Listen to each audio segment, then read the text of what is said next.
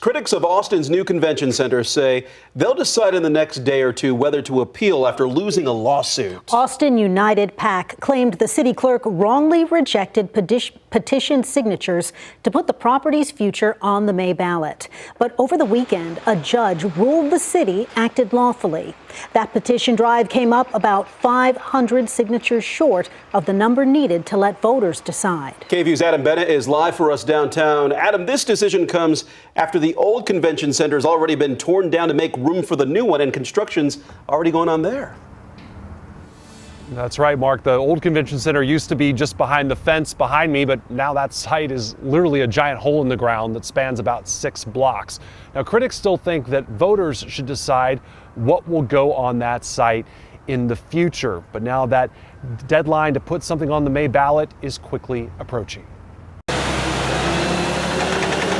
On Monday, momentum moved forward at the site of Austin's old convention center, days after a lawsuit targeting its replacement hit a roadblock from a judge's ruling.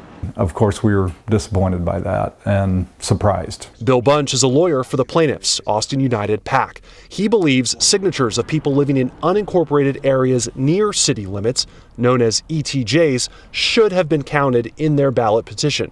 Bunch says any appeal they file would focus on that.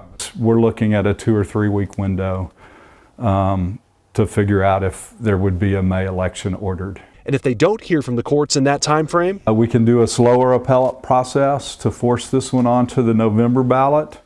And then we can also do a second petition, which we're looking at. On Monday, Mayor Kirk Watson's team directed me to a statement by the mayor emailed to KVUE over the weekend about the judge's decision. It said, quote, "This is a good win for Austinites. Our city clerk handled this matter professionally, and I appreciate that professionalism. Plus, the expansion of our convention center is important to our city's future. It serves as a focal point of our important and thriving tourism industry. I'm pleased that we are looking at a bright future. A future that for now is still being hammered out as planned." Dollars from the convention center and hotel occupancy taxes will fund this new convention center project. The city puts the project cost estimate at $1.6 billion, although critics argue that the long-term cost will be closer to $5.6 billion when you factor in things like interest payments and operating losses over the course of 30 years. Mark and Quita. All right, our Adam Bennett live downtown. Adam, thank you.